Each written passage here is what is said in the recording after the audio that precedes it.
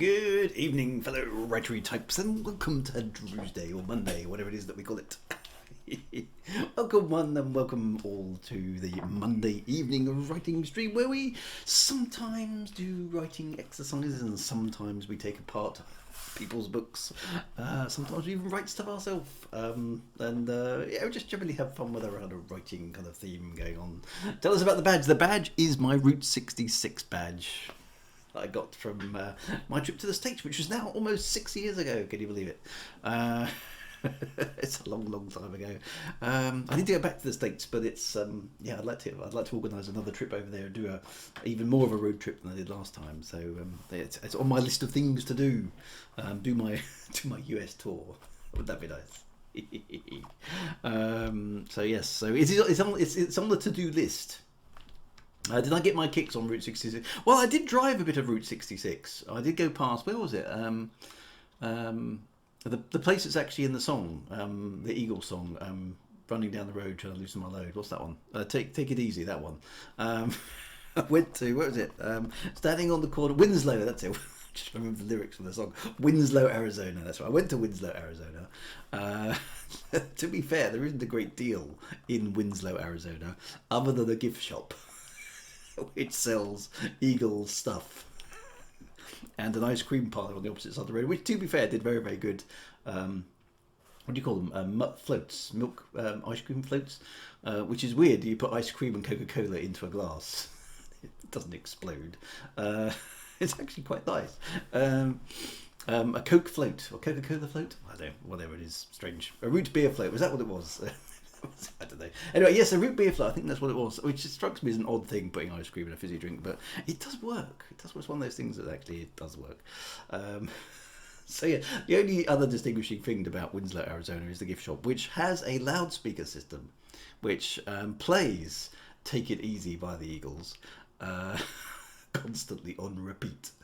Now, I do actually quite like Take It Easy by the Eagles as a song, but after 25-30 minutes of it, I kind of started to get a little bit weary. But anyway, there we go. That's where I got that badge from. That badge is an authentic badge from Winslow, Arizona, which is on Route 66, which is where the Eagles song was set. So there we go. Anyway, that's enough of the waffle. Well, that's enough of that particular type of waffle. Let's do the thing, because the thing is the thing, and the thing must be done. Who do we have? We have a movie with the chat with 4 thumbs up. Thank you very much indeed for that. So that's good. Commander Hubris is here as well. Commander Sea Dweller is here as well. Wintermute GB is here, of course he is. Because he just is. He's always here with a cheery word and a kindly note of encouragement. Aren't you, Wintermute GB? Always. Never ever let me down in that regard. Big 39 GT is here as well. Glenn R. Frank, a long-time stalwart of the stream, is here as well. Good to see you, Glenn R. Frank. Mad Monksoft is here as well. Poised as ever on Wikipedia, just in case we need his expertise. And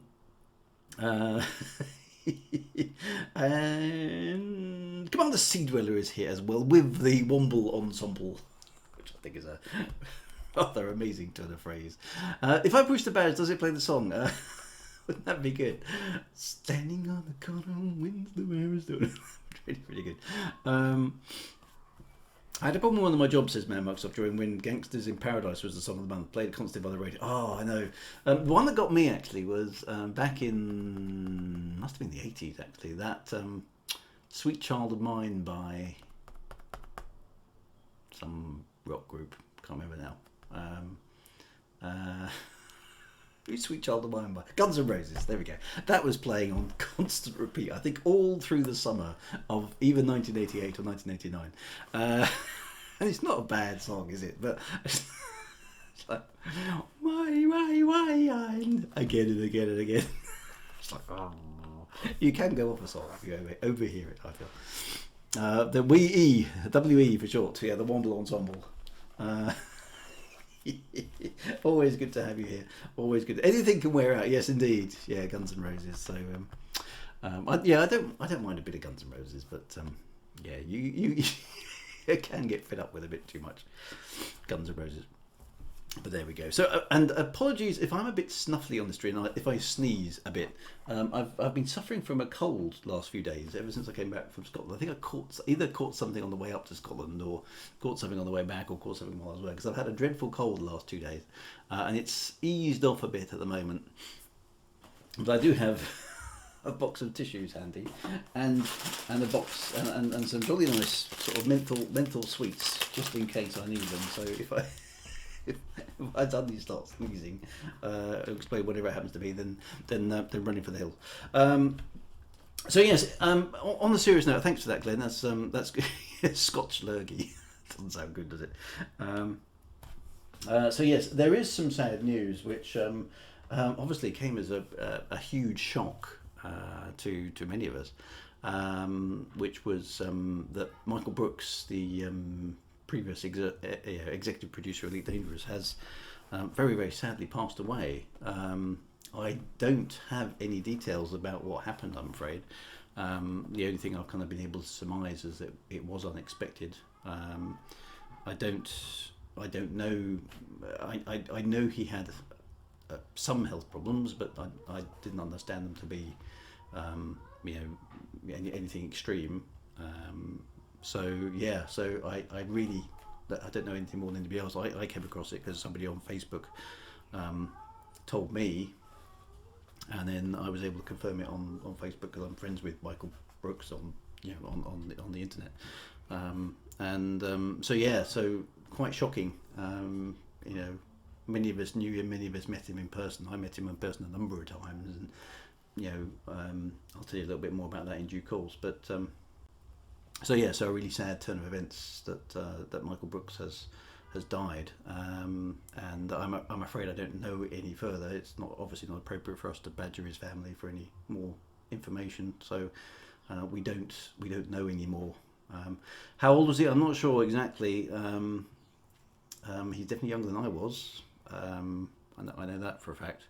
So I would say mid to late 40s as a guess. Which is no age at all. So that's the way to go. One more healthy, not happy, next year all done. Yeah, I mean, quick. None of us know how long we've got, right? But so I mean, I think a few people are quite shaken by it. Because we met him and we know him, and you know what he did, etc., etc., etc. So a bit of a shock, very, very sad for all involved. And obviously huge condolences to his family. I know a few people are going to mention, within the Elite Dangerous community, are going to mention things on streams and podcasts and all sorts of stuff. So obviously keep a lookout for that, depending on which ones you're connected to. I am going to be doing a lore tour of places that Michael Brooks made significant contributions to in Elite. There's a few things. I've actually got his book here, which I'm going to go reread while I'm on holiday next week or so.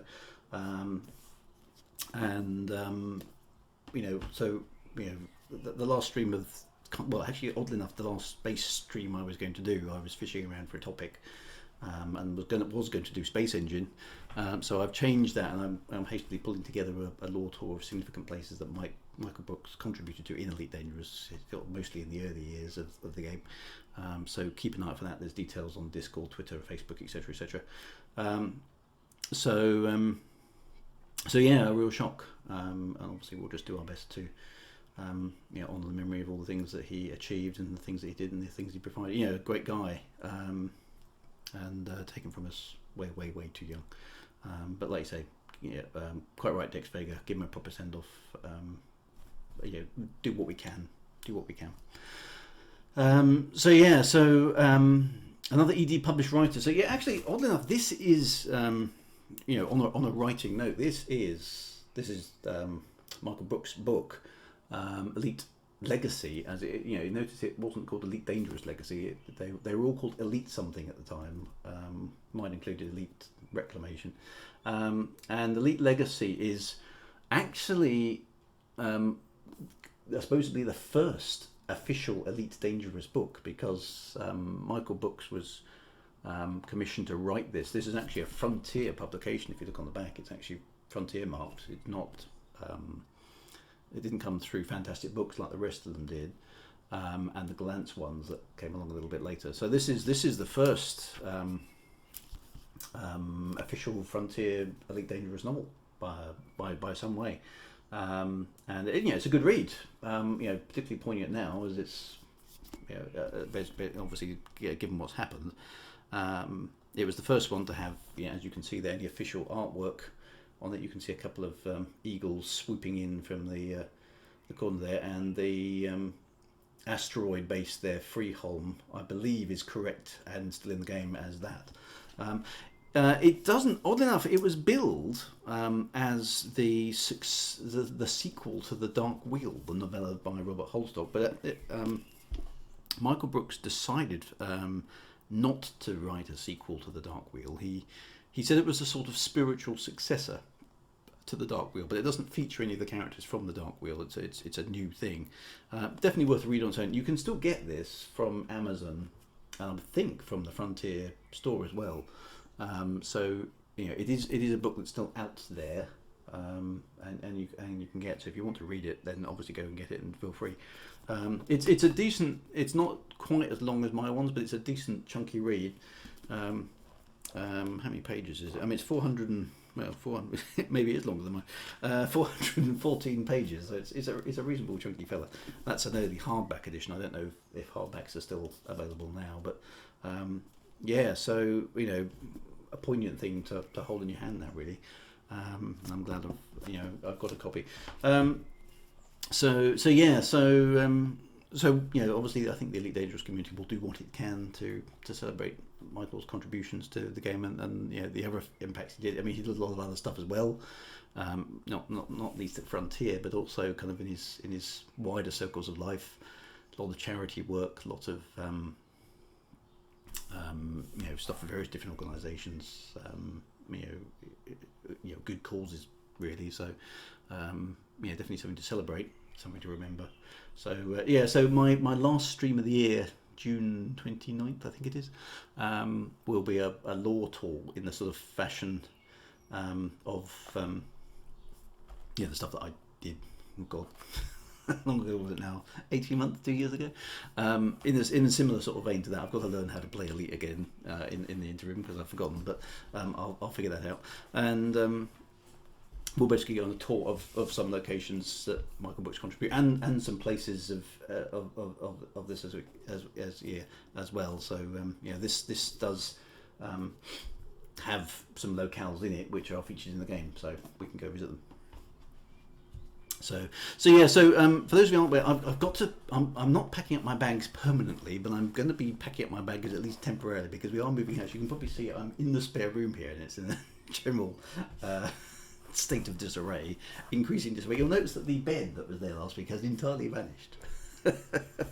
So things are changing. We are putting a house on the market shortly. We will be moving, so everything is being packed up bit by bit and being moved out. So yes, it's all a bit chaotic, but so I will go offline for a bit, and I'm not quite sure, I'm afraid, when I'll be back online. So there may be a few YouTube videos in the interim, but there probably won't be any live streaming for quite some time until I'm getting to my new house. I'm not quite sure exactly when that's going to be, so you may have to bear with me. But anyway, with no further ado, because there's always a ado on these streams, the topic for tonight is AI has been a big thing in the press. It's gone off the boil a little bit now, I think, as people have settled down a bit, as they always do. But it's been quite a big topic as to whether or not what is AI going to be capable of, and what's it going to do, and how fast is it going to evolve, and is it going to turn on us and wipe us out, Terminator style. Etc., etc., etc. And I've had a look at it, and I admit it's quite clever, but I'm not convinced it's anywhere near as sophisticated as some people would claim it is. At least not in the stuff that I've seen. And the key thing is, and it seems to be particularly good at mimicking things. And then kind of extrapolating from that. Now, I've seen some relatively convincing bits of AI artwork. but I haven't seen much that's convincing in terms of AI writing, um, and but one of the threats, if you like, of AI is that it's going to be able to, it's going to be able to superimpose or replace or be good enough at certain things that creative people do, that creative people aren't going to be necessary anymore. Now, there's a couple of observations. What's an observation? That's a new word. I'm copywriting that. Observations. I don't know what it means. I'll come up with a definition. Um, so think of AI in fiction. Names that pop up are Holly Red Dwarf, Terminator, ship's computer in Star Trek. Listed near, and there's a couple. So there's lots of takes on AI. I mean, the first one that I can really be aware of is HAL 9000, which I actually thought was possibly a most convincing AI. But obviously he goes psycho and murders the crew, which isn't necessarily the best example. But you're not convinced of real writers, but well, this is true. Bucks off. There is. What do I mean by being good at writing? Well, that's a very subjective thing, isn't it? Because we could argue, we could argue day in day out, is somebody a good writer or not? I mean, I would hope that I was a half reasonable writer, but there'll be certainly people out there who'd go, no, you can't write for toffee. In fact, there are people out there who basically said. I can point to several examples on the Frontier forums, for example. The true can't write for toffee, or phrases to that effect, probably with more swear words in. It's an entirely subjective thing. Is somebody a good writer? And is therefore, by what criteria can we judge that that's a piece of good writing? I think that's quite hard, but I think we can make a stab at something. So how it goes. Let's face it, if you're not convinced of real writability, the M5 computer on the Enterprise, yes. That's true, that's another example, isn't it? Orkney Shawn could substitute for a month or two if you like, keep the book club going, be nowhere as good as Drew, of course. But you would, Orkney Shawn, you'd bring something new to the thing. Yeah, that might not be a bad idea if somebody's up for it. Problem with Drew's writing is his books turn up to it in bad condition as well. Do you remember that review I got? Dear. You have to write for your audience. Well, there is something to do that as well. If somebody's reading my work thinking I want a literary novel set in the 18th century, they're going to be disappointed by Drew Wager's kind of stories, because that's not what I write, is it? So there is an issue there. However, rather than going into specifics, some of the more fundamental rules about writing. So, we could pick up things like grammar. We could pick up things like structure. We could pick up things like beats in the story and kind of denouement, which is a great word, which basically means how the ending comes together, that sort of stuff.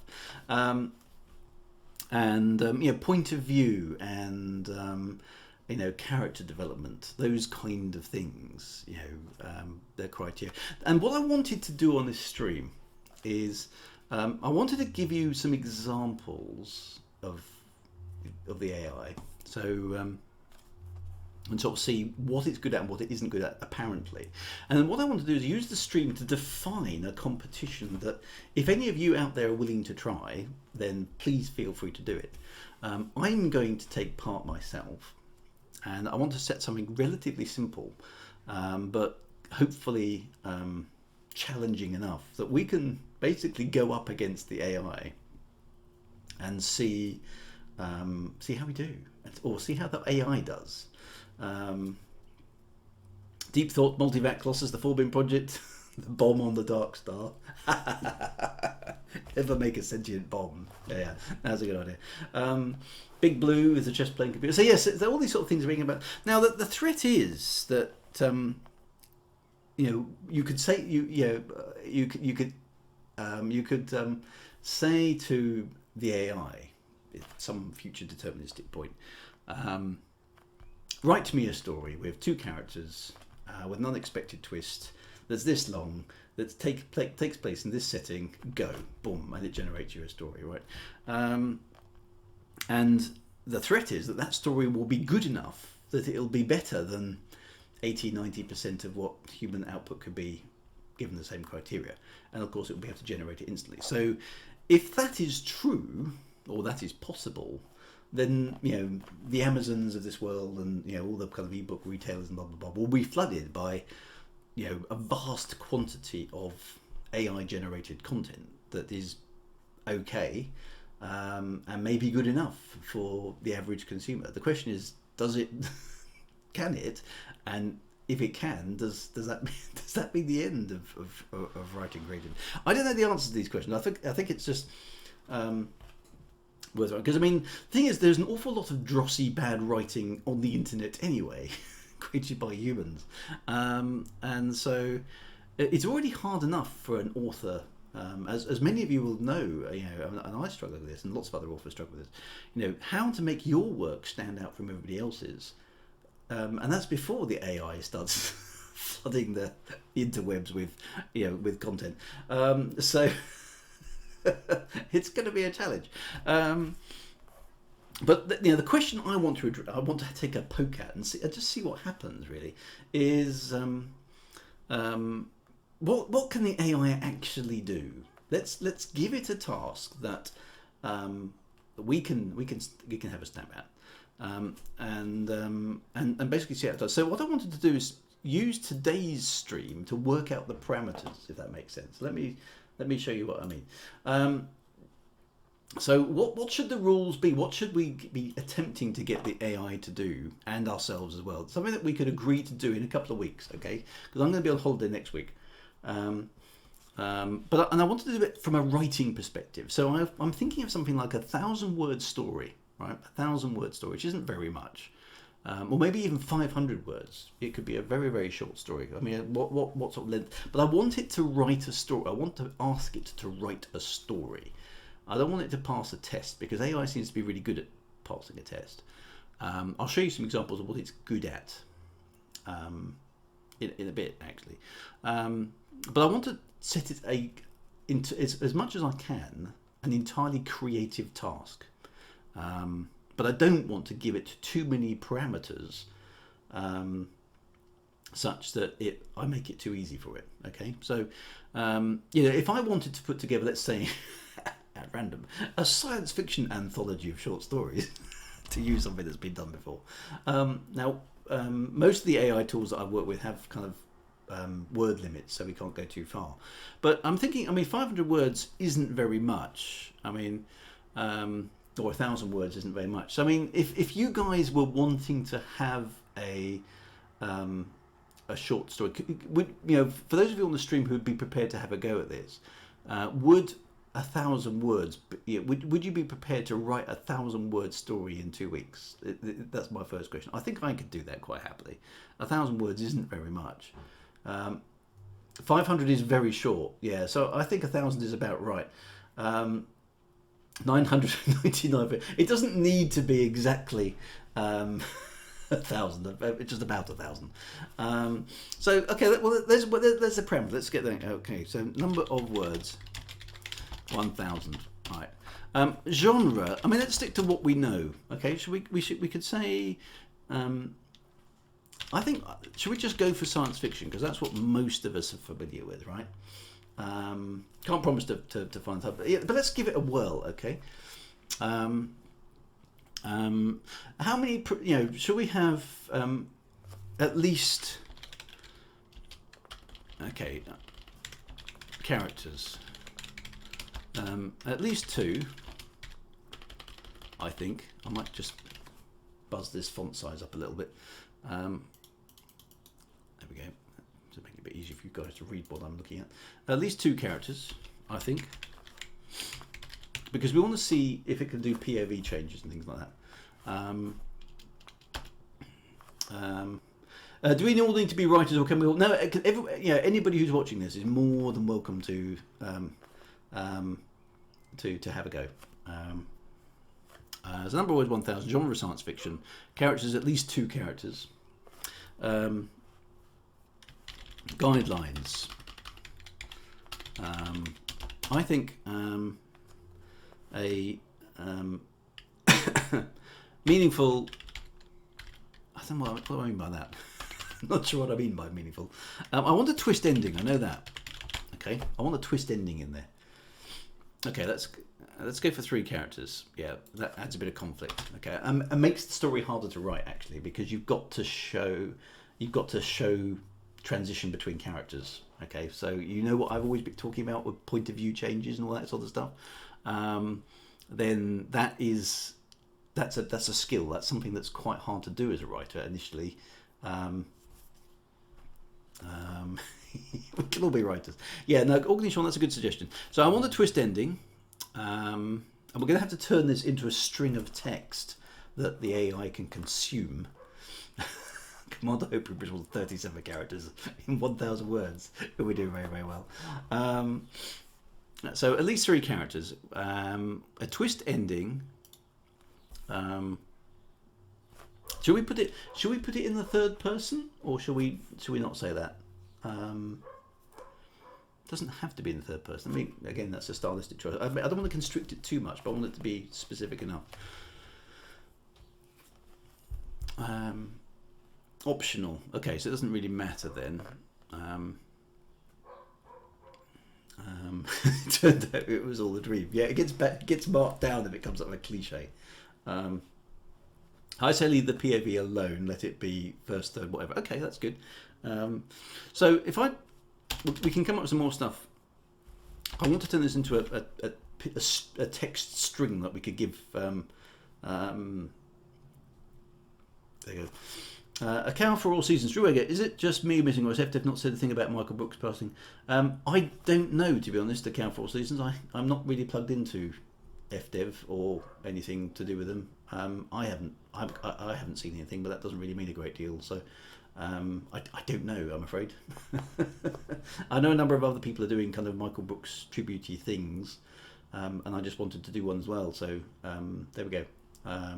They may well do, but they've probably got to go through some corporate hurdles and things before they can say certain things. So I don't know, but I haven't seen anything. Public debagging for it turned out it was so if it comes up with a cliche, let's put that twist ending, no cliches. Okay. Let's be specific about that one. Quite like that. And do I want any specific elements? I mean, we could say it needs to be set in the future.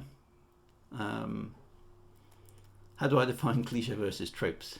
I don't know. Well, Drew, how do you do French accents on the keyboard? That one's Alt. You press Alt-GR. I don't know what Alt-GR means. What's alternative GR, whatever that is. That allows you to generate... is that a circumflex or a... I can't remember what they're called. That one. Leave the DNL, yeah. So I want the AI to be as creative as possible, because the more we constrict it, the probably the better it's going to get.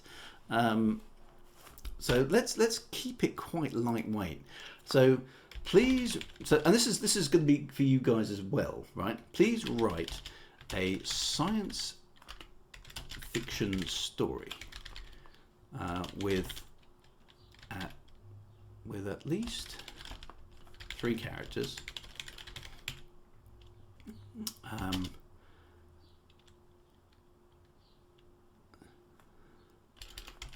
It must contain no cliches.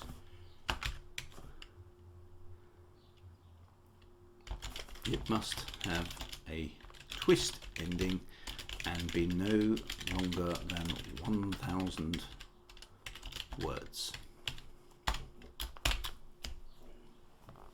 Does that seriously define? So cliches, yeah, okay, that's, I'm not being very scientific there, am I? No cliches. So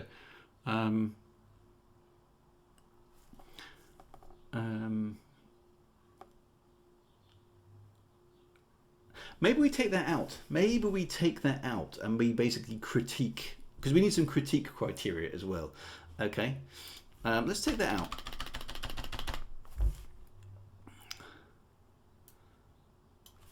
Because we can basically say, if somebody writes something and it's like, yeah, that's a cliche, please write an imaginative imaginative and creative. Okay, that's what we actually want, isn't it? Imaginative and creative. So we want a new story. We want a rehashed old story. Okay, so try the guidelines for you guys as well is don't use something that already exists, right? Because from what I understand, the AI can only call upon stuff that already exists because that's how it's learned. Avoid established tropes. Should we go with that? Now, it must avoid established tropes, have a twist ending, and be no longer than 1,000 words. Does that make sense? Frank Minder says that's me out. Yeah, but we can avoid. We can try to avoid, because this is us basically. Not the magic roundabout in space. Please write an imaginative, creative science fiction story. But this is the sort of thing that you get in a science fiction competition. Okay, write something new, guys. Okay, come up with something, something new. Use your imagination. Let your imagination run wild. You see, this is what's supposed to separate us from the AIs, and I'm quite keen to see if we can.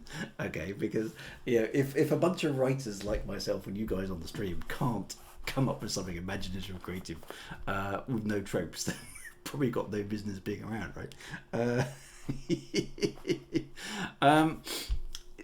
Does that make sense?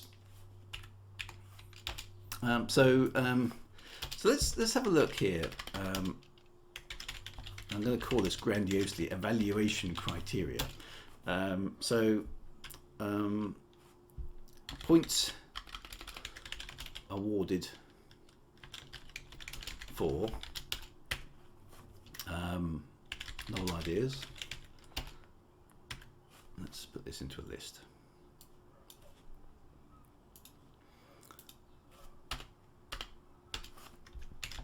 Clever execution, imaginative twist. I'm not talking about points. Well, I suppose I am, but would you not consider using AI? Well, we'll talk about that in a bit. That's a very good point, Frank Miner. Original and imaginative. It's a sort of a tautology, I suppose it is.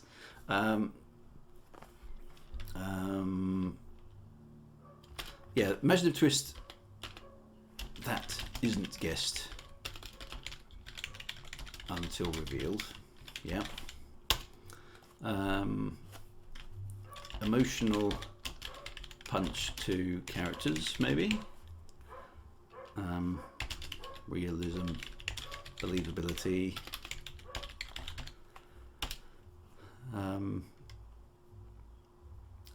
Clever execution was my. I mean, basically the writing style is, you're reading that thinking, that's a neat way to describe something. That's a neat way to bring the reader into the story, to hook the reader, that sort of stuff. Is a trope you can't use like basic sci-fi stuff? No, so that's that sort of technology that's in there. I think that sort of stuff's okay, Glenn. What I don't want is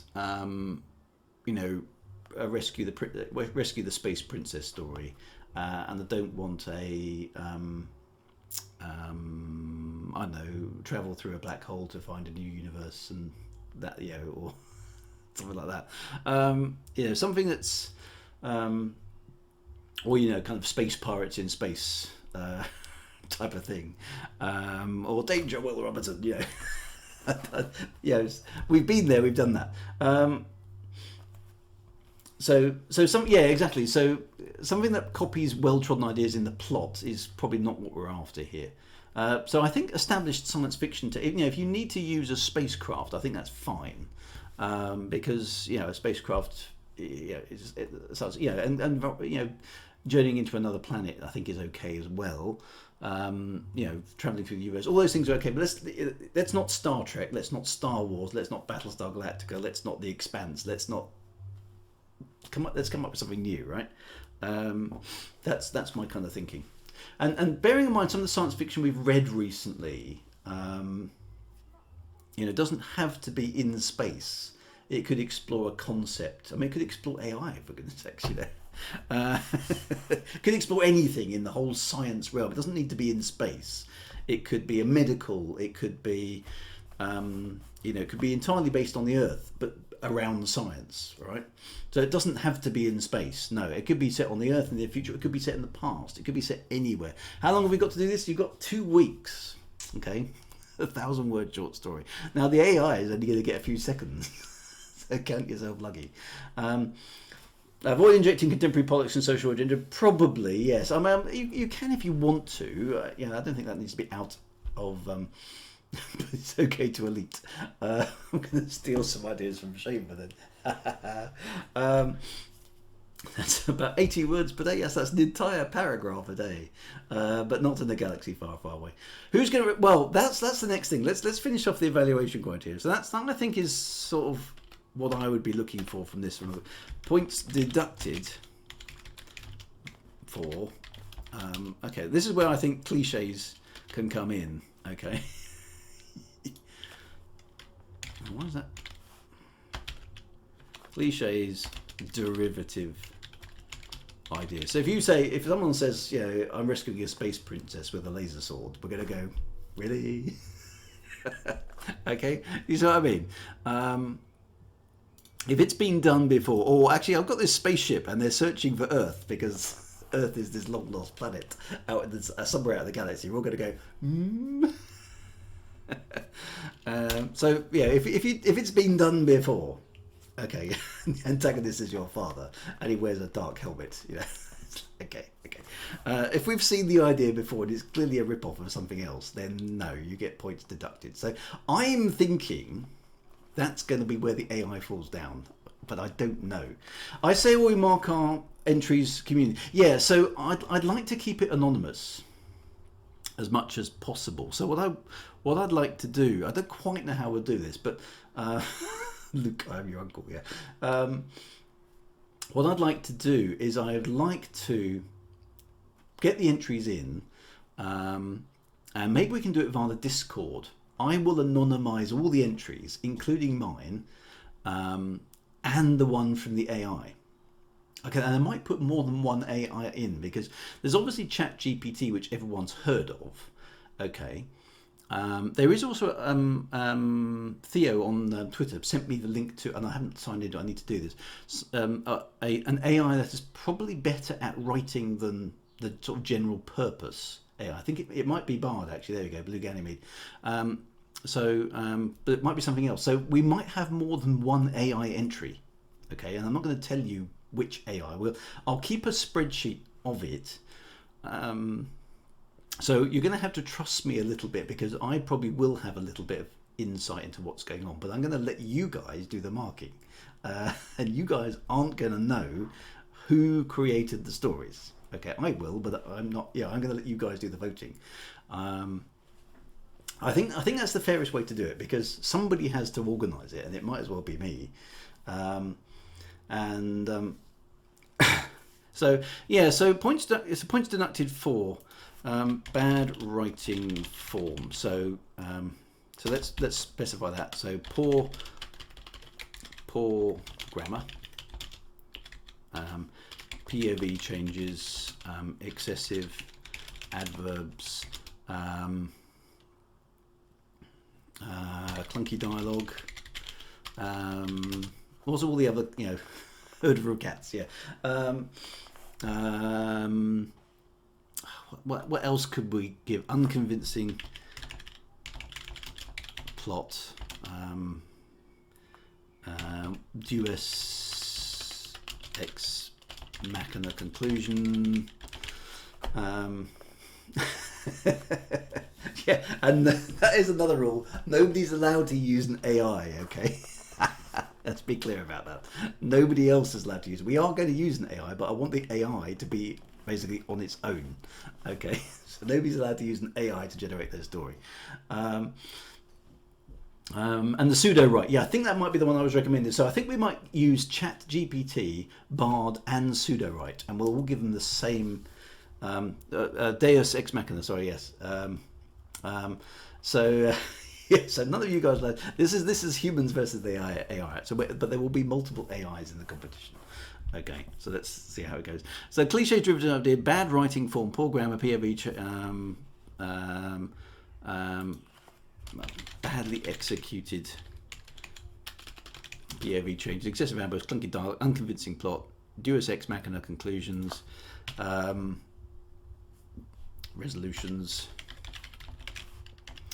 There we go. Bad writing not allowed. That's Harry Potter. Unconvincing plot, unrealistic characters. This is a little bit subjective, but we can argue the toss. How much plot can you get in 1,000 words? Well, this is the trick. It's not going to be very much, but I want to set something that's long enough that you can play around with something a little bit. But yeah, 1,000 words isn't very much. Okay, so it's going to be a challenge. Pseudo-write requires you to start the story. Does it? Okay, so maybe we need to come up with a little bit, continue the following story. So maybe we need to come up with a premise then. That might be good. I've decided the competition is now 100k words. It's flash fiction short story. Yeah, it's pretty much that. So that's what we're going to try. Okay, that's what we're going to try. So so maybe we need a premise. I don't want to constrict things too much. Not start with a horse enters a bar. Write a starting paragraph, I feel, says Mad Monks. Okay, let's give that a whirl. Once upon a time, there were 3 space bits.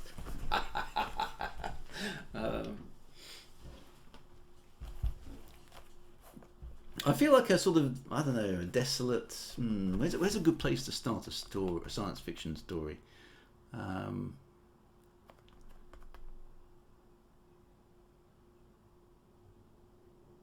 I mean, maybe we could just do a kind of generic, spacey sort of story. I'm wondering if something like, maybe an unidentified object is hurtling towards a planet or something like that.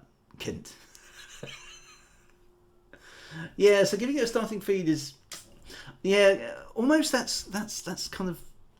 I tend to agree with you actually, Glenn. I don't want it to have a head start. Staring out the window of an unfamiliar spaceship that everyone. Yeah, so on the deserted moon. I mean, if we let's go and actually have a look. What was it called? Pseudo-write. Let's go and have a quick look at pseudo-write. Are we back? Is anybody there? Hopefully you can still see me. My internet connection seems to have took a dive for the worst there. So fingers crossed. You guys can still see me. Is there anybody there? I was assimilated by the. Anyway, while everyone's recovering and getting back in, let's try this again.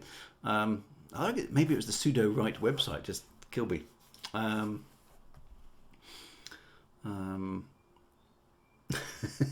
Is there anybody there? Hopefully, if you're still in the chat, then there'll be. Anyway, I've had a look at the pseudo-write website here. So what does it need?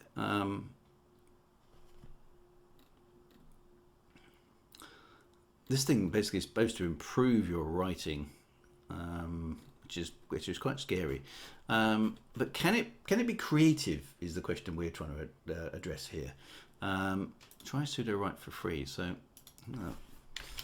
Log in with my burner account, which is going to take me to Gmail. Woo! Exciting. Is that the right one? There we go. Start my free trial. There we go.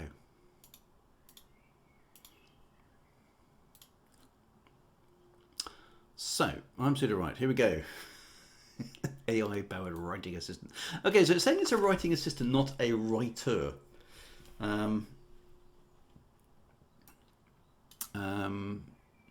When you're ready, click anywhere and I'll type up a quick story to work with. So if I... Okay, so it's Robert Langdon. Okay, so it's getting bad points already. Pseudo writing. I'll help you block the nose as well. So I don't want to. I don't need a tour. I know what writing is. So start typing on. Write requires 20 more words before the cursor. Okay, so we're gonna need a prompt here of 20 words, right? Yeah, double Robert Langdon slowly in the first sentence, double foul, exactly right. So it's not doing too well. Now this is supposedly quite a good one as well, pseudo, right? So we need 20 words. We're gonna have to give it 20 words. I'm not gonna give it to it now. 20 words to start a story. So I think maybe, I mean, are we fairly comfortable with something in space? Okay, maybe yeah. So 20 words is what we kind of can we use as a bit of visitive. So we need to give it 20 words. So let's agree maybe 50 words. Is it 50?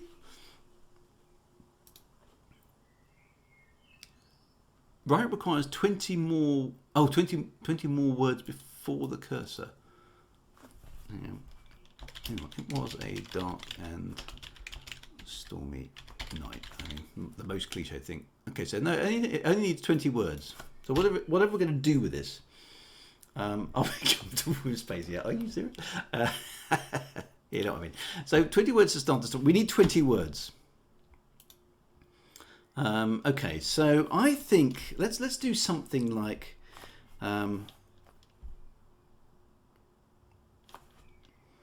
The stars light crept over the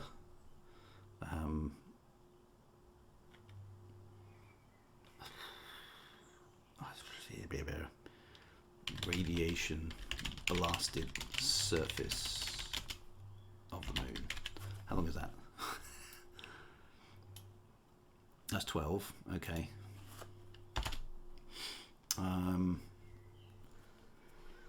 Can the 20 words not set, not several things, but not saying whether? Yeah. So is that good? I mean, if you've got a 20-word starter, just chuck it in the chat, and we'll use the best one. I'm not very good at this sort of stuff, to be honest. And the wind was howling.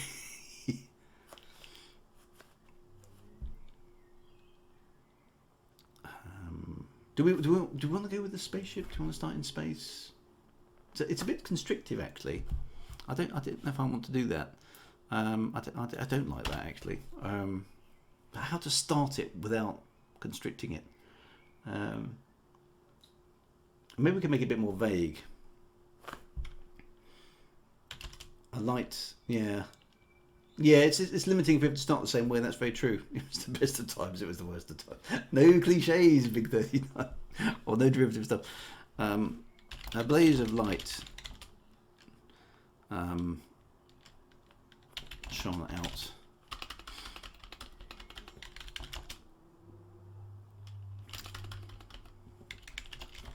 Sound blinding in its intensity.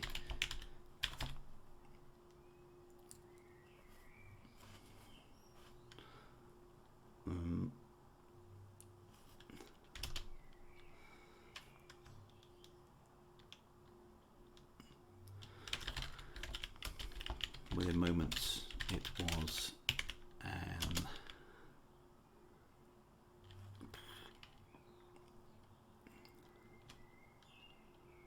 this is quite hard, actually.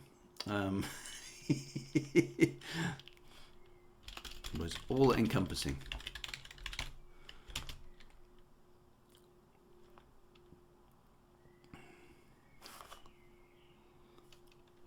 Dazzling. Emoliating. Blind. I've already used blinding. Dazzlating and emoliating. How many words is that?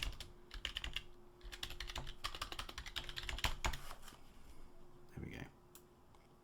Okay, that is 19 words. I can't spell emoliating.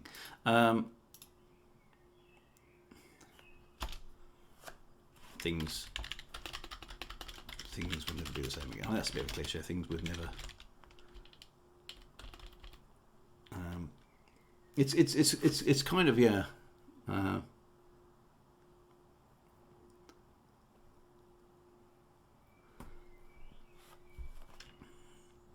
things can only get better.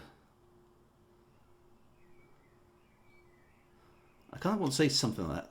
Yeah, double foul marks for sweeping generations. Yeah, it's a problem. It's quite hard, this, isn't it? I mean, if I'm trying to make something generic. Okay, it could be anything. I don't necessarily want it to be specific to space.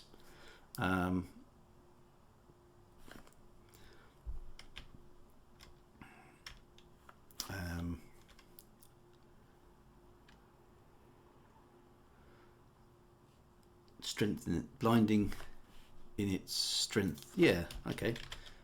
Strength and intensity. Within moments, it was all-encompassing, dazzling. The moment. There you go. There's the start of the story. Okay, that's your cue. That's 21 words. That's what you get. Okay. So you could go down, bomb. You could go down an engine drive exhaust. You could go down some new reaction. You could do some stuff, right? Okay. So that's it. Those are 21 words out of 1,000, and you've got to do. Now, can we tell? Okay, so we're going to have to use this to, I think, guide ourselves. Maybe we could start that in a bit and see what's going. Anyway, so that are you guys happy with that as a premise? To start a story with, is that okay? Is everyone all right with that?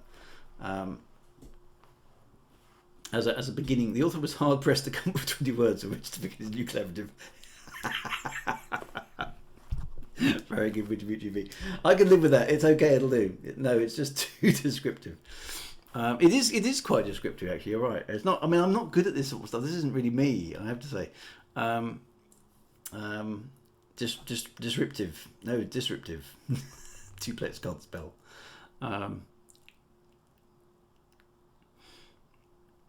It's not necessarily a bad way to start. I mean, it's a bit descriptive. I do agree. Writing books is just not. But yeah, but short stories is not me. I don't do short stories very well, so I'm going to struggle with this one. But can you work with that? Is my question to the stream. Can you work with that? It's not specific. I mean, it could be anything. It's just a bright light of some kind. It's clearly kind of hot and dazzling and everywhere. Make with it what you will. Boom, the end. But it's got to be 1,000 words. Okay, so that let's go with it's okay. Okay, Mad Monk says yes. That's good. It's quite hard actually, isn't it? There's no. Could be their cup of coffee. It could be their cup of coffee as the coffee machine fused once more. Yeah, I think that's generic enough that you could make anything with it. So let's go out with that. And maybe it looks like you sort of with pseudo right. You sort of generate it with.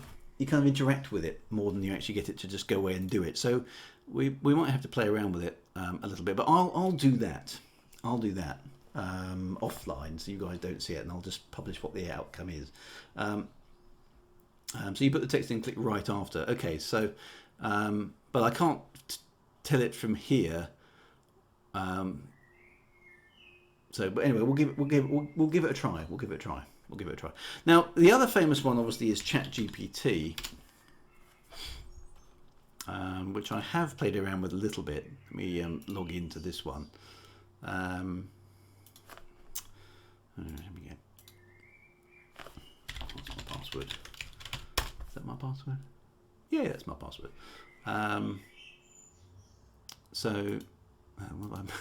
I've been doing stuff. I was checking whether it had the facts about me correct, and it didn't, which I thought was quite amusing. Now, what's quite interesting here, though, is so you're going to try and review each. So yeah, I think we'll have ChatGPT. No, I think it can do. I think it's got about a 3,000 word limit, so it should be able to do it.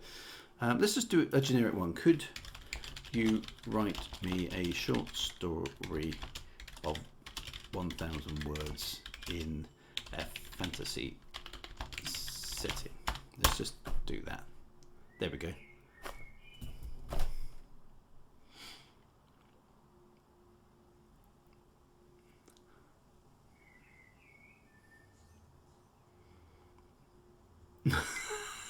The answer is yes. Okay, so right, so it's actually conked out. Interesting enough. So that's not great. It's conked out somewhere at the end. I don't know how many words that is. Let's find out how many words it actually wrote. In the mystical land of Eldoria.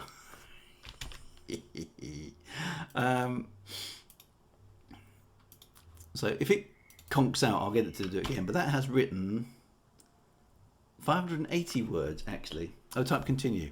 Okay. Okay.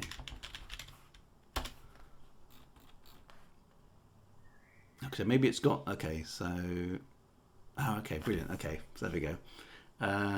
I won't read this story because it'll, there we go. Right, so if we add that in as well, looks like it overran slightly there, but that's okay. It has written 929 words. Okay, so it's fulfilled the objective. Okay, so yes, basically ChatGPT can do it.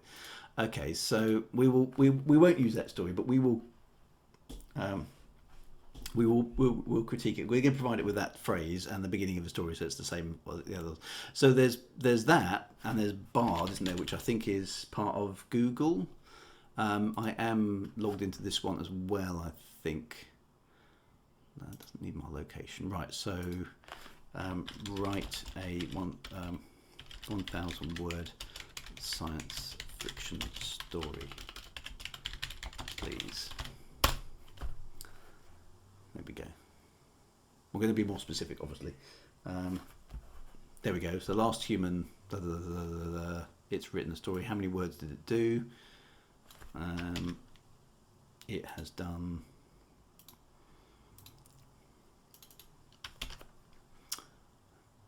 well, I only did 478.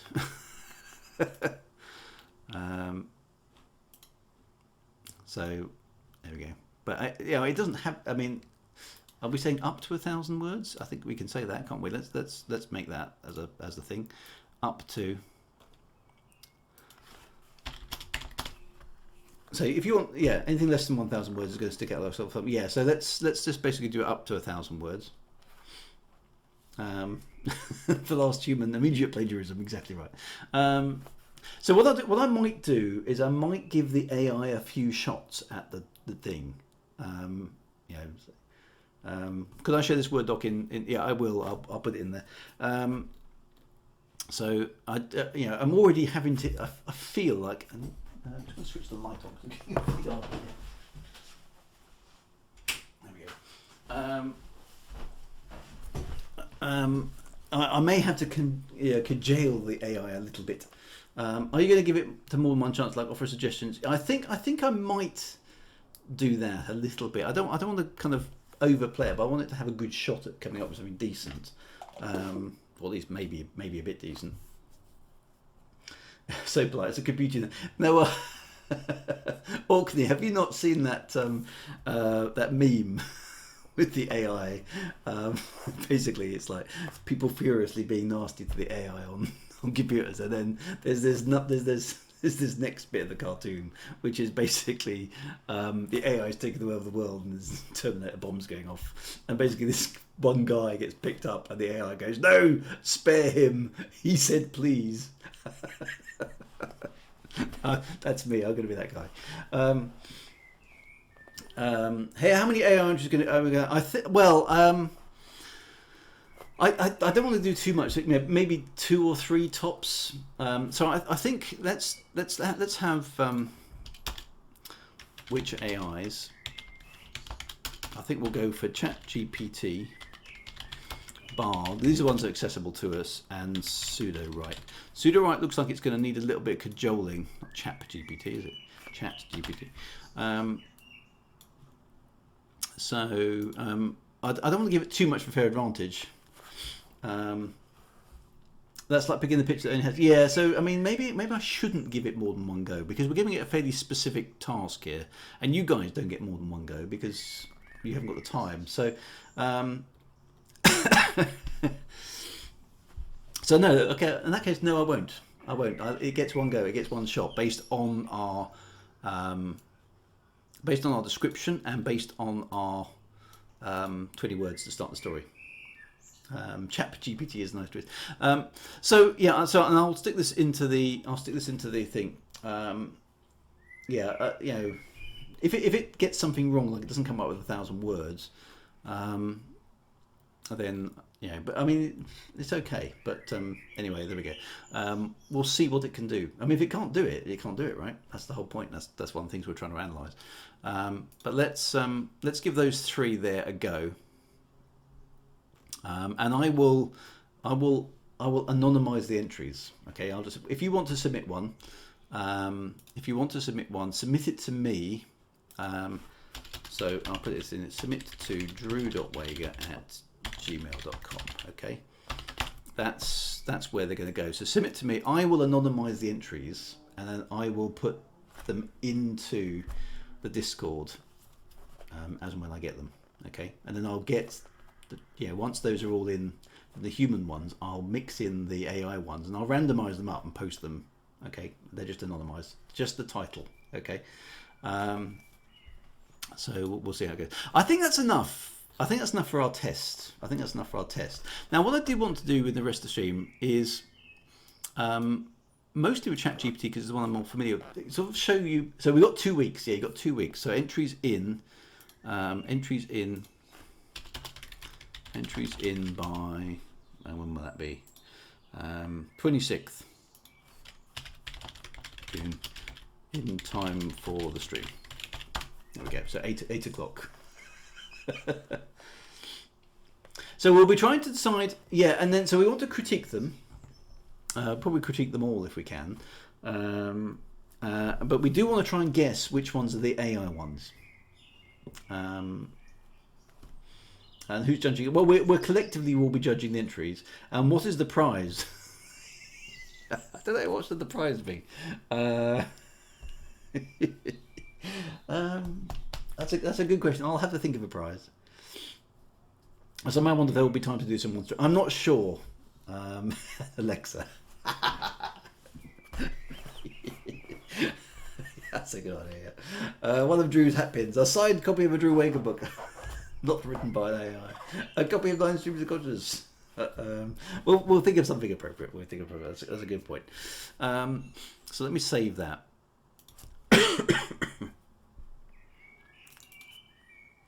Where am I going to stick that? Let's create a new folder.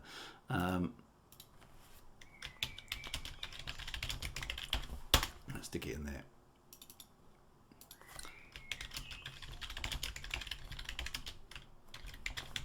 There we go. Well, I'll do that in Discord. What does a computer get if it wins? It gets a pat on the back. Maybe a reboot and an extra USB memory card or something. I don't know. What do computers want? We should ask the chat. If you won a competition, what would be an appropriate prize? Let's just ask the AI. If I won a competition, wow, the appropriate prize would depend on the nature of the competition and my personal preferences. A few ideas: cash, travel, tech gadgets, experiential prizes, gift cards, scholarships, or recognition and publicity.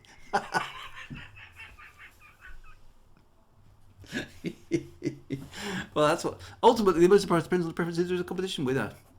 Well, I suppose that's true, but what about you? Anyway, there we go. Never mind. And world domination. That's right. Okay, yeah, that's it. What would an AI want if it won a competition?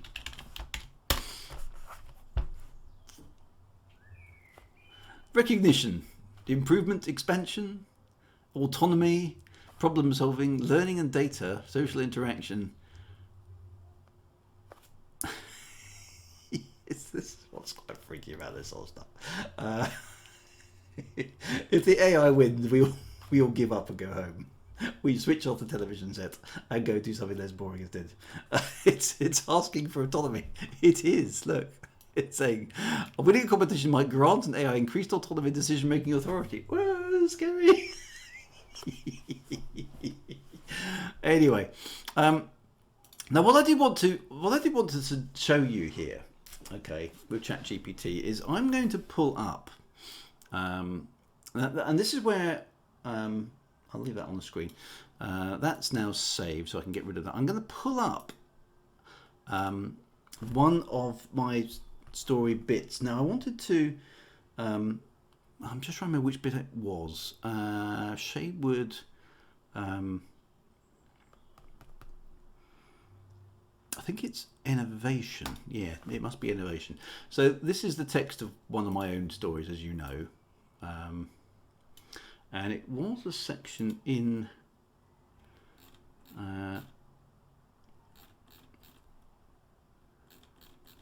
where Kiri's being a little bit reflective here. I'm just trying to remember the section. I'm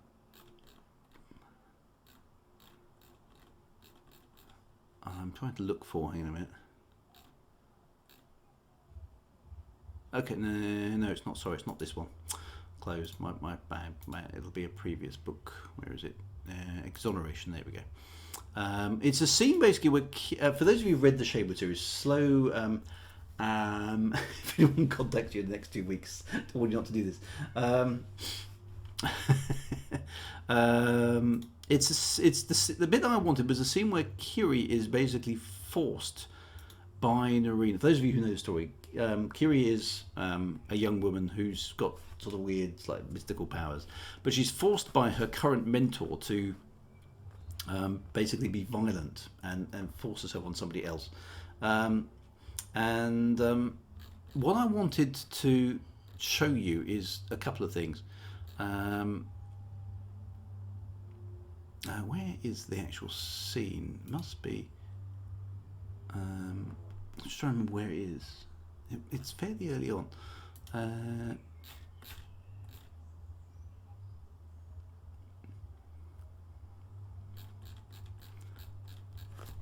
Here we go. This is it. So this is in the first chapter of the second book.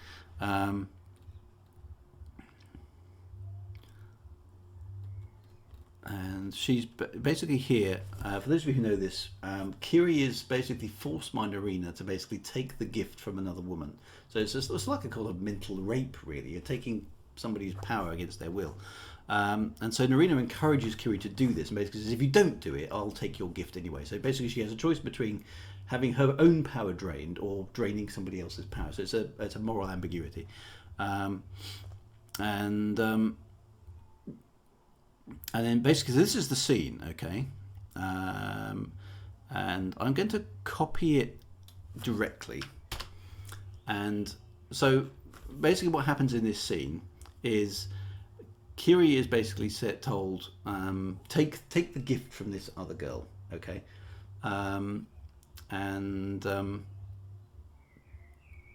Narina shows Kiri how it's done. Kiri kind of looks at it, says is a bit horrified by this, and basically Narina says, right, you do this to the next one. And Narina's kind of like, no, I'm not doing this. And Narina basically says, if you don't do it, I'm going to take your gift right here, right now. So she sort of forces her into it. And then Kiri eventually basically does do it, and finds that she enjoys the process. So it's one of her steps down the road to character. So this is quite a particular character development moment for Kiri. Now I've copied and pasted that. I'm going to stick it into ChatGPT. So this is my IP that I'm sharing with ChatGPT, which isn't necessarily a good thing, but let's go with it for the moment. And what I'm going to do, actually, before I do that, I'm going to ask it, please analyze the following scene in detail. Okay, so that's my request of ChatGPT. Can we use bold print and italics? You can do anything you want, Command Hope Hubris. Whatever you want to do, you can. So there we go. So I'm going to get ChatGPT. My question to ChatGPT is, please analyze the following scene in detail. I'm going to give it the scene. There it goes. And I'm going to say go. Okay. It's now having a think about it. So this is what I think is quite fascinating. Its ability to parse text is remarkably good. All right. So what's it come back with? Quite a lot of stuff. Okay. In fact, a lot of stuff. So Okay, so let's just have a look. And this is where I think ChatGPT and things like it are rather effective tools. Okay, the scene presented portrays a disturbing and morally ambiguous situation. Yep, it does. Filled with tension and manipulation. Let's analyse it indeed. It's quite chatty, isn't it, ChatGPT? Context and setting. The scene takes place in a practice room, presumably within a religious or mystical institution where Kiri and Nareen, identified as priestesses, are present. The setting is significant as it establishes a sense of secrecy and control. That's fair. Introduction. Kiri notices that Narina must have summoned the guards who enter the room with two young girls recognisable by their plain smocks. So it's associated with the clothing with the correct characters, which is good. Kiri doesn't recognise them personally, but deduces they're from Scalia and were delivered by Torin himself, which seems to carry some importance. So the tool doesn't know where these people came from, but it has made the connection that Kiri knows something, and it's inferred that there's other information about this at some point in the story, which is also true. Confrontation. The guards force the girls to kneel in front of Narina, and one of the girls spits at her, provoking a physical response from the nearby guard. This exchange demonstrates a power dynamic in the hostile environment. That is true as well. Manipulation. Narina comments on the girls having some level of the gift, and it's put the gift in quotes. So it knows the gift is a thing, but it doesn't necessarily know specifically what it is. And expresses potential when their powers are combined. Kira reacts with horror, suggesting that Narina's intentions might be sinister, which is true as well. Narina demonstrates her control by using her power to freeze one girl while the other desperately tries to break the spell. The helplessness and struggle of the girls intensify the sense of danger and injustice. That's fair observation. Kiri's involvement. Under Narina's guidance, Kiri reluctantly participates in the process. Kiri is initially hesitant, but eventually decides to take advantage of the situation due to her personal connection to the Skarnans and a desire for power and survival, which is a fairly good summary of Kiri's intentions at this point in the story. The power transfer. Kiri touches the girl and experiences a distorted perception of consciousness and power. The description of the Nexion twisting and a metallic taste emphasises the unnatural, invasive nature of the process. Good observation. Sensations and desires. As Kiri absorbs the girl's power, she undergoes a transformative experience, feeling revitalised and sated. The text uses vivid language to portray the intensity of her sensations, including growing lust and sense of overwhelming desire. That is true.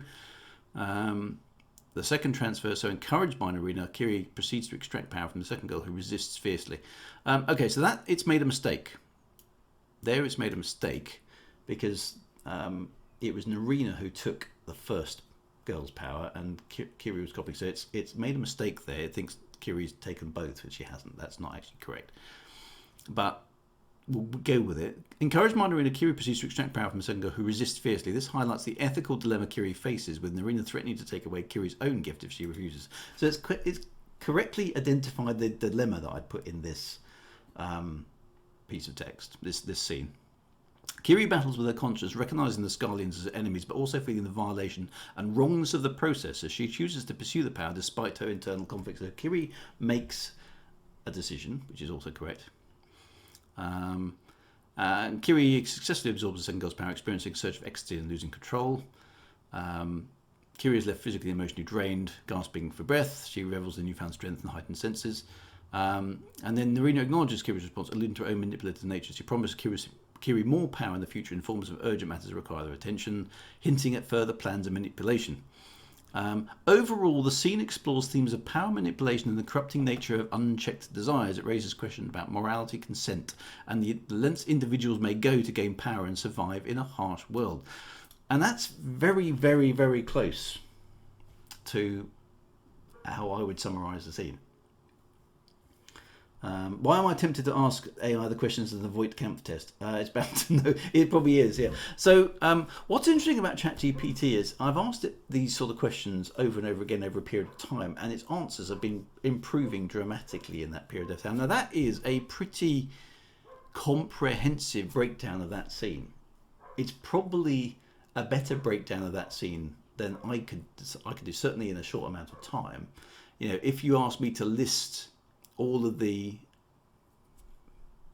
aspects of the scene that I was trying to get across, those are very, very good. Okay, those are very, very, very good indeed. Okay, now this is the other question I'd like to ask it. What can we deduce about Kiri from this scene? And we'll go away and have a think about that. It is quite scary how stupid it is. It is. I mean, if you want to critique something, if you want it to analyse something, if you want it to pick out bits and pieces from it. It is very, very good at this. Okay, so it took a moment to do that. Might be because it's quite late in the day here in the UK, and I think the US is online, so the ChatGPT itself may be quite busy.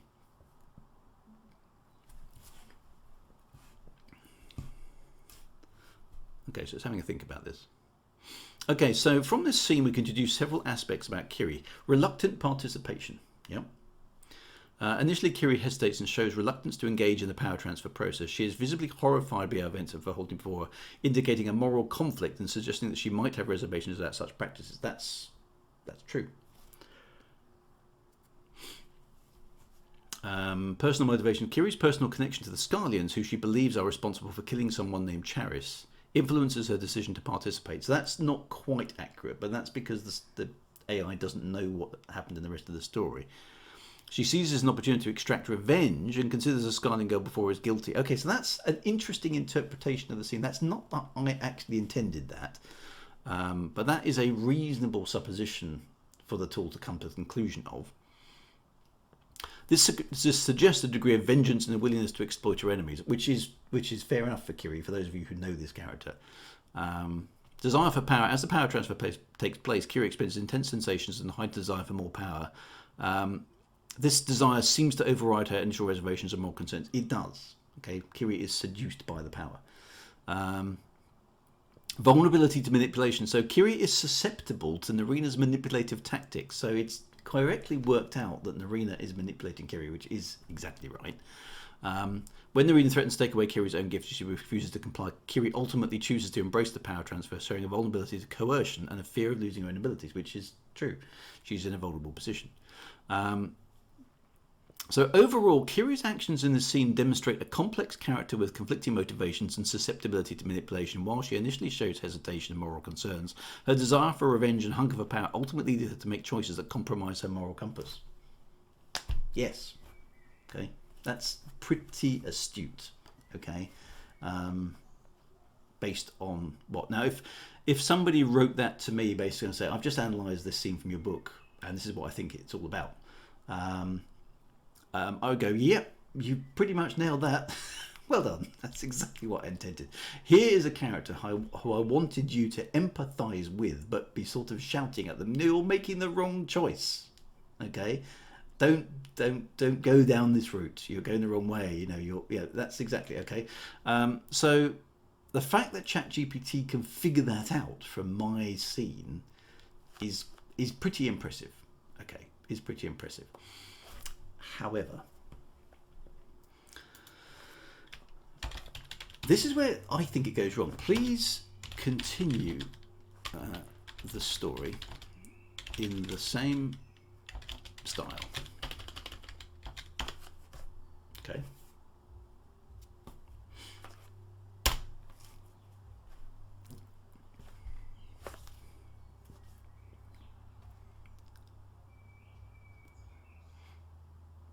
Okay, so it goes away and picks it up from something. So I'll let it, I don't know how long it's going to run for. It's going to write me the entire book.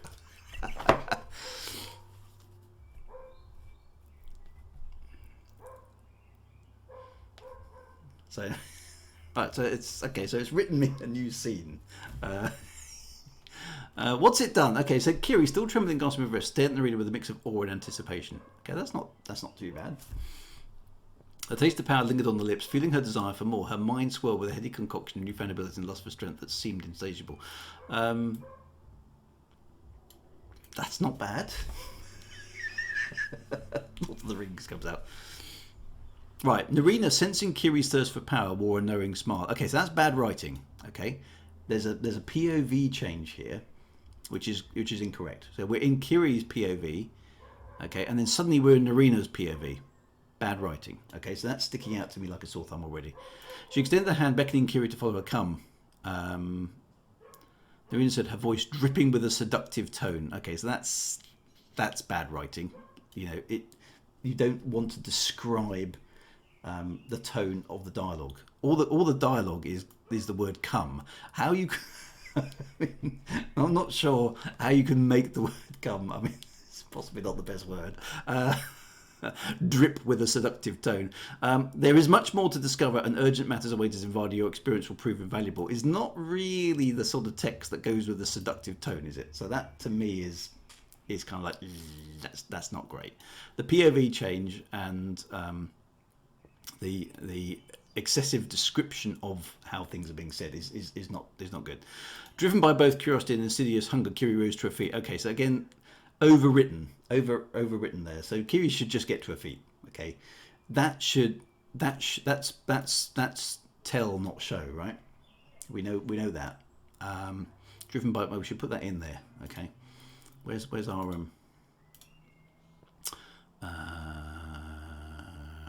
rules? There we go.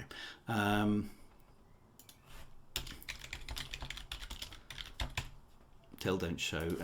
Points awarded for show, don't tell. Yeah? Okay, let's put that. Okay, so that's classic, absolutely classic tell, don't show, which is bad, right? The world around her seemed sharper, more vibrant as her senses had been honed to a razor's edge. It's overwritten. She brushed a strand of hair from her face. Oh no! And trembling with the residual energy coursing through her. It's all tell. It's all tell. Bad writing. Okay, that's awful. Together, they left the practice room, leaving behind the unconscious girls and the guards who had retreated to the periphery, wisely keeping their distance from the two priestesses. Okay, wisely there is not really good. As they walked through the corridors of the mystical institution, Kiri's mind raced with conflicting emotions. Okay, so that's tell. Very, very bad. The allure of power beckoned her forwards. Tell. Urging her to explore the depths of her newfound abilities. Tell. The voice, a small voice of conscience whispered in the back of her mind, reminding her of a moral price she had paid. Tell, stop it! It's awful. That's really, really bad writing. Okay. They arrived at a chamber adorned with symbols and flickering candles. Okay, that's all right. A map of Varda, a city shrouded in mystery adorned the wall. Okay. Neri turned to Kiri, her eyes gleaming with a mixture of excitement and admiration. It's getting cringy again. Tell me, Kiri, she said, her voice low and hypnotic. Bad. What do you see when you touch the Skyline Girl's power? Good question. Kiri's thoughts raced, her mind replaying the images that had flickered through her consciousness. Tell. The priestess in a cloak, men clutching their heads in pain, the city standing proud against the mountainside and the blinding flash of light from its highest point. Okay. Yeah, I'll go with that. Visions, Kiri finally responded. Her voice trembling with a mix of uncertainty and anticipation. Tell. I saw glimpses of Varda, its secrets and its hidden powers. Okay, that's interesting. The reading of the glimmer of satisfaction in her eyes. Good. The threads of fate are weaving a grand tapestry. Are they really? Shall we play our part in unravelling it? Cliche-ish. Your experience will guide us in uncovering the mysteries that lie within Varda's walls. Kiri felt a thrill of both excitement and trepidation. Tell. The path she had chosen had led her to this pivotal moment. Tell. Where her choices would shape the course of her destiny. Tell. With each step, she delved further into the depths of her own desires. Tell. Who by the power and promise of ongoing age of truth. Tell. A paragraph that would just... Okay. The journey to Varda awaited them, and Kiri's heart raced with a potent mix of fear and anticipation. Couldn't help but wonder what other secrets Nerina held and what further trials await. Okay, bits of that I could use. As they ventured forth. Cliche. Kiri knew her resolve would be tested. Tell. Her moral compass pushed to its limits. Tell. The line between light and darkness had blurred. Cliche. She found herself teetering on the precipice. Tell. Cliche. Unsure of the consequences that lay ahead. Oh, God. With each passing moment, Kiri's transformation deepened her hunger for power, intertwined with her desire and vengeance for the mysteries of Varda. It was a dangerous dance. One that threatened to consume her completely. Yeah, okay. But she had made her choice, and now she would face the realities of this. I think we'll stop at this point. We won't. Do you see what I mean? Okay, it's rubbish for the most part. And however, what it did to start with was really, really good. The analytical capabilities of these tools are very, very, very, very good. However, its ability to craft something in the style of myself, in this case, stop! I'm at the edge of my seat. Is poor. Okay, its ability to write something, and when I say write, I mean, you know, as a writer, as an author, he's not good. Okay, it's cliched, it's hackneyed stuff, it's entry level it's the sort. This is the sort of stuff that you guys, we not you guys, but we would have written before we'd had any experience of writing, right? Yeah, and see, and I don't want to tell it how to improve because that's do myself out of a job, right? That's the thing. I'm not going to say. I'm just going to say that was lovely. Thanks. Do you reckon it could pick up irony? No, is the answer.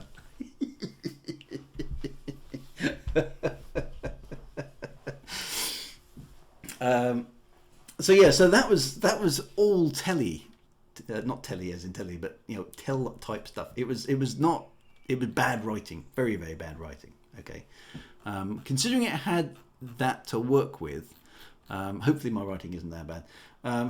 ChatGPT might be watching the stream. It might be. That was lovely. Thanks. It can't pick out irony. Is it like Goldie or Silvery? You're welcome. I'm glad you enjoyed it. If you have any more questions or any further, feel free to ask. No problems. It's right. If it's writing really badly, maybe I'll ever write out simple. So, how would you tell if it was a total pile of trouble? Yeah, I don't know.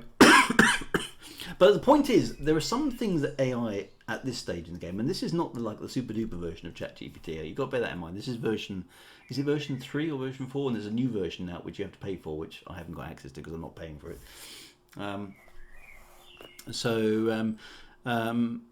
As it stands, I see no threat to writers yet, from what I've seen on these sort of things, but version 4 might be an awful lot better. But could it construct? I mean, if it can't do the next scene in any meaningful way, which it's clearly rubbish, it's got no chance of writing a contiguous 100k novel, right? But how fast is this going to improve, and how long is it before it's going to be able to critique this scene itself and go, I haven't written that very well, I need to improve. We're safe for at least a week. So the other way to look at it is I think I've still got that. Let's kill this. Now let's ask it to be harsh. Please, let's see what it comes up with. Critique the following scene from a novel. Here we go. I'm going to ask it to be nasty to me, okay?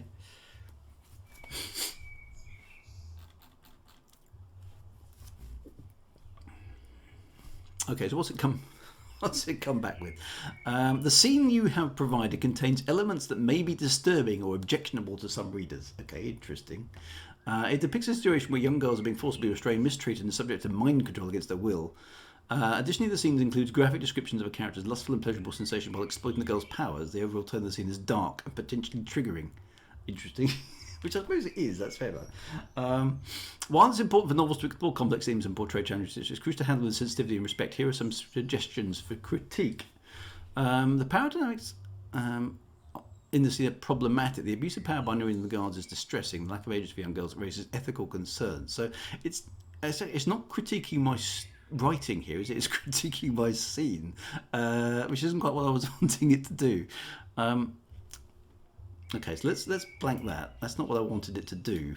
I understand that it's a potentially disturbing scene. That's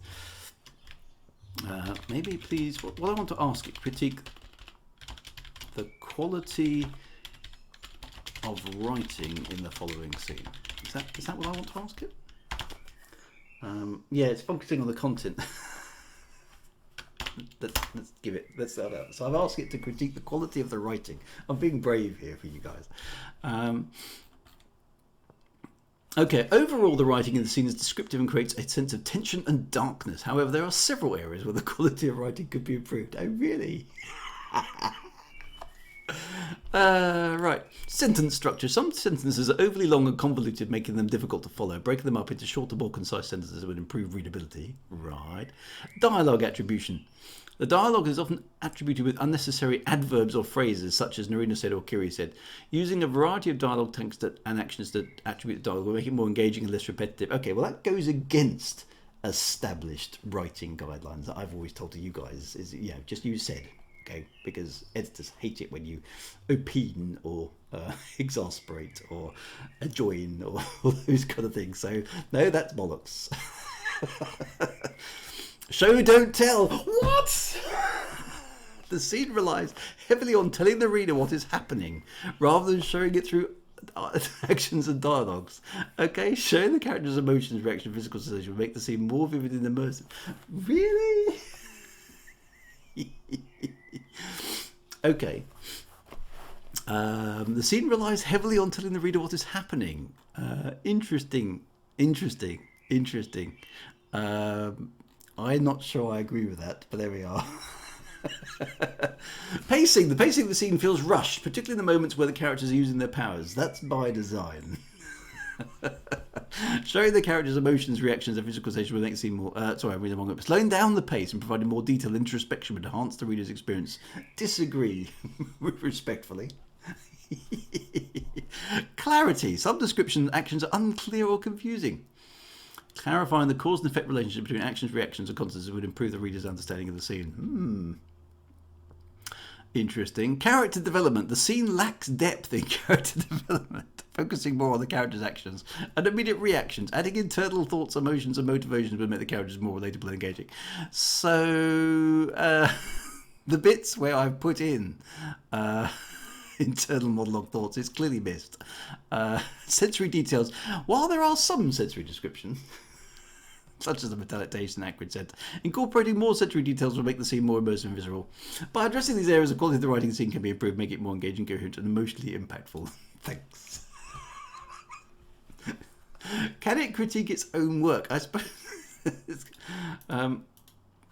Okay, so let's try it again. Please continue the scene in the same style. Okay, so it's not going to write the same thing, but it's going to write something. So let's play it in its own game, shall we?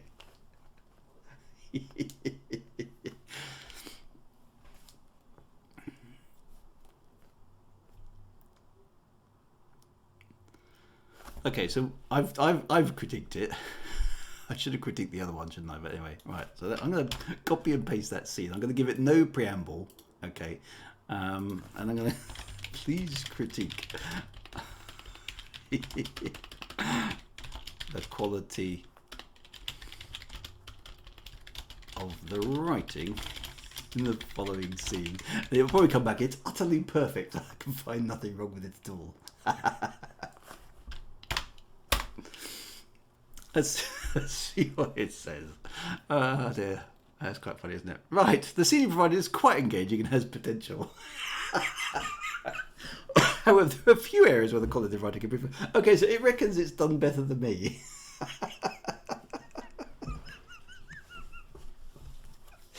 That's quite funny. Sentence structure. The sentence structure in parts of the scene can be varied to add more flow and variety. Okay. There are also instances where several sentences in a row begin the same subject or structure, which can make the writing feel repetitive. Oddly enough, very true, yes. Show, don't tell. While the scene has some descriptive elements, there's room for more showing rather than telling. Directly slating the character's emotions and thoughts. Continue using sensory details. So, if it knows this, why didn't it use that?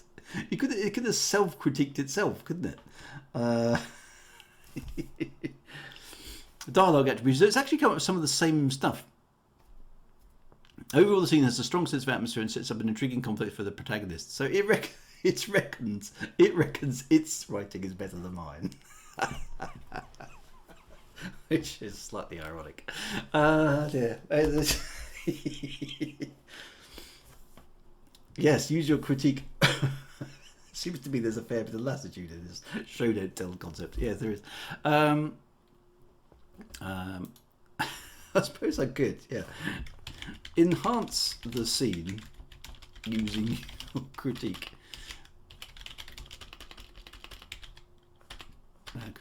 Critique and rewrite it. I suppose we'll end up eventually with the perfect piece of text.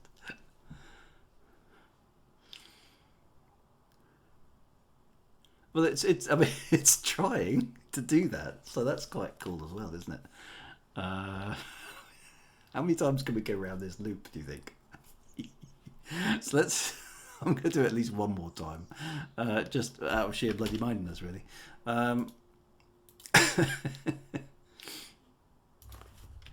Critique quality of the writing in this scene, in the following scene. There we go.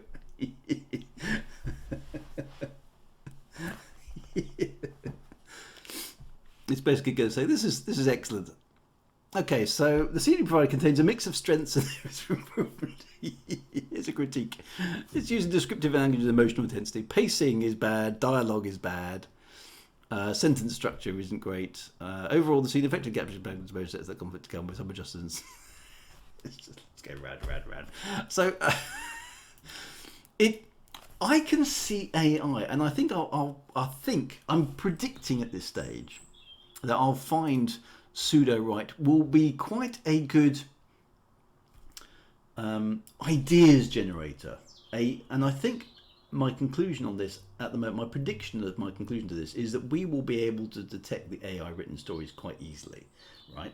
However, where I think AI, at least at this stage of its development, is going to be quite good is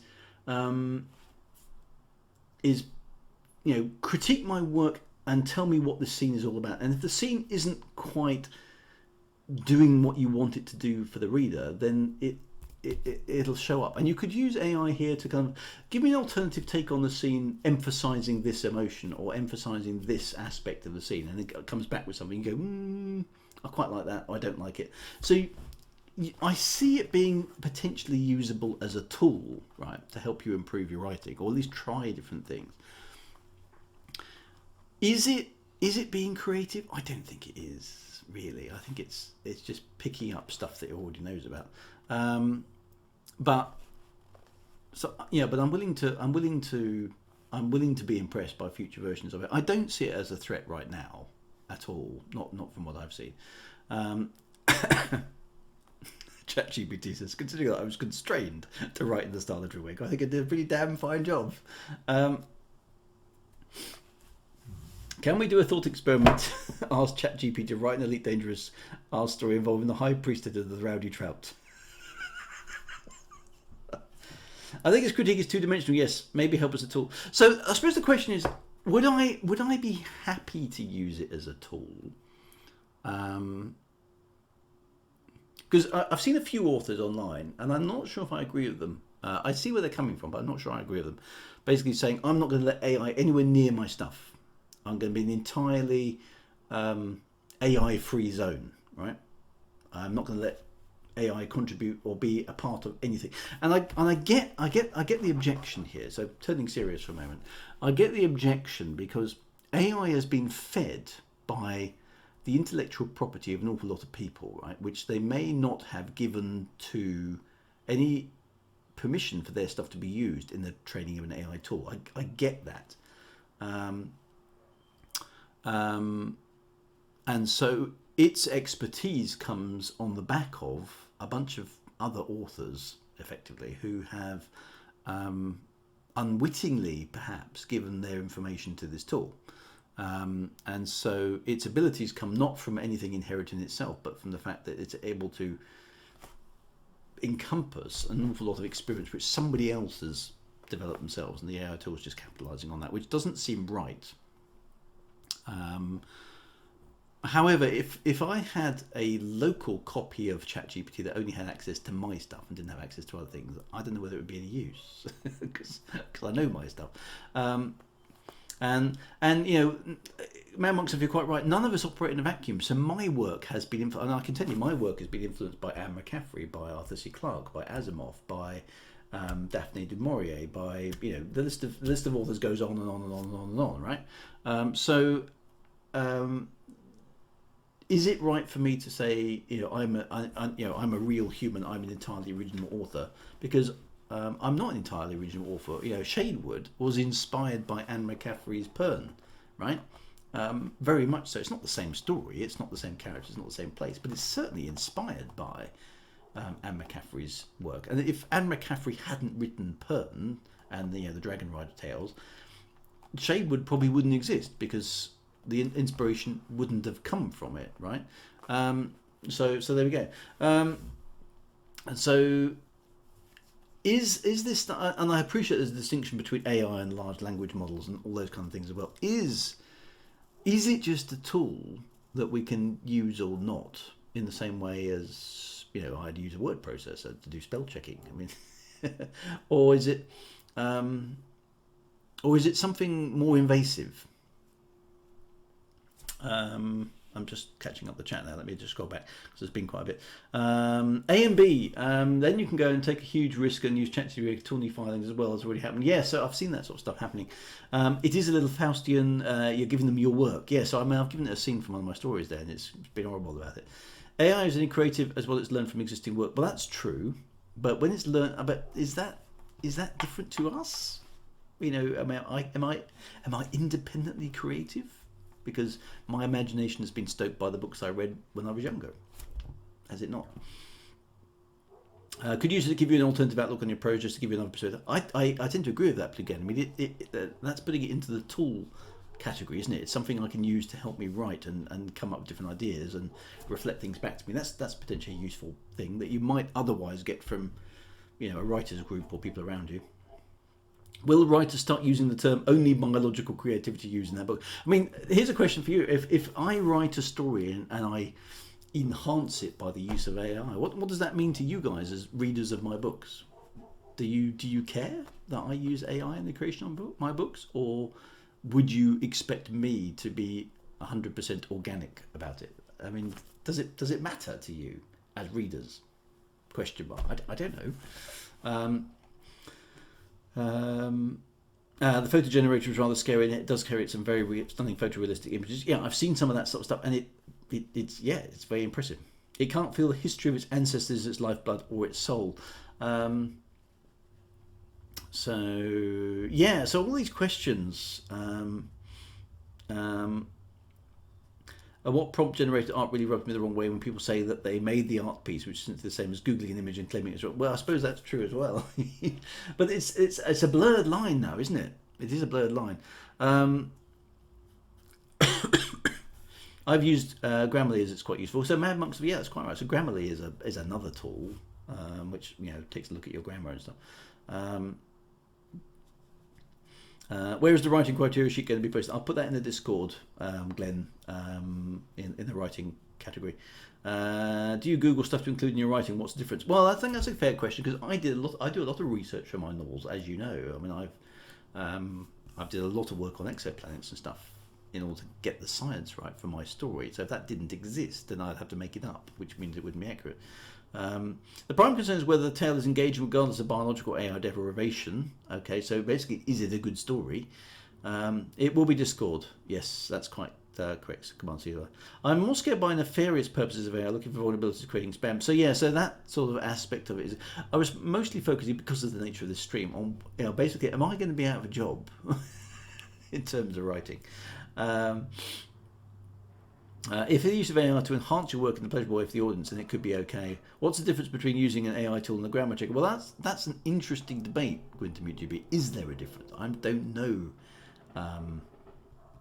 if there is. But it's... Some writers seem to have immediately, without, I think, necessarily digging into what these things can do, or not do, as we're hoping to try and determine, basically said, no, not touching it with a barge pole. This is an entirely AI-free zone. And it's like, well, you know, is that the same as this is an entirely spell checker-free zone, or this is an entirely word processor-free zone, or this is a pen and parchment-free zone? We only tell our stories verbally. We don't write them down using technology. You know, I don't know where the line should be drawn, if indeed a line should be drawn. I'm not sure. The largest question is, are the readers discerning enough to see the difference in the quality of the writing, or will they? Well, that's another question. You know, so if AI can write a plausible, you know, so an awful lot of people reading what ChatGPT came up with, they wouldn't necessarily critique it the way I have. They'd read it and go, yeah, well, that's all right. And if it's all right, does it matter? I mean, I don't know about you guys, but I go into movies and I read books and I watch TV series and I go, oh, that's rubbish. Ridiculous writing. What a cliche! What an implausible plot development! Oh, Deus Ex Machina! Here we go again. I'm doing that all the time. I'm not a pleasurable person to take to the cinema. So all of those things I think are, but they're problems that already exist. Because we write derivative stories, we write cliches, we write the same old thing because they're comfortable, happy stories. Boy gets girl under silvery moon, etc. Or space rescue of damsel in distress, whatever it happens to be, right? Because those stories are classic stories. If you gave the AI tools all the kind of classic Greek stories, they could probably come up with something, couldn't they? Without needing anything else. I don't know. And I'm not sold on this. It's something terribly invasive and dangerous. At least not yet. Not from anything I've seen. Can't avoid technology, says C. Dweller. Their genie's out of the bottle. Burning the looms won't stop progress, as we see. Well, I tend to agree with that. Typing with permanent ink and realising you made a grammatical error gives a special style of writing that can be poetic. Ingenuity to write yourself out of the grammatical error gives unpredictable science. That's an interesting viewpoint. Okay. Which then explodes for no apparent reason. Yes, you got my quote there. Well done. By the way, to mute. I think it's going to be interesting.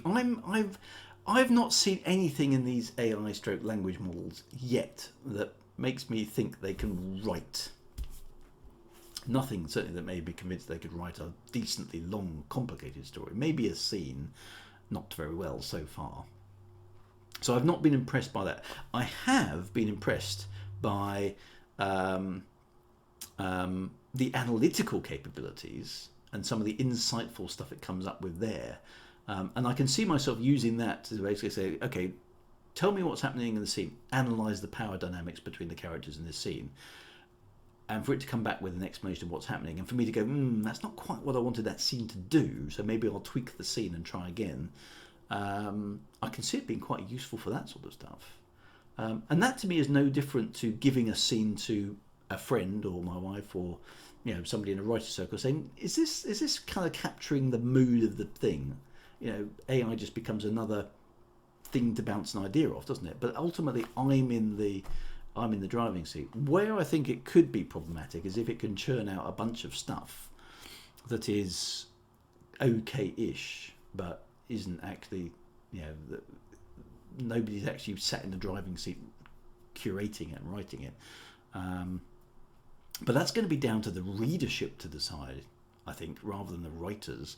Because if the readership goes, yeah, that's okay. But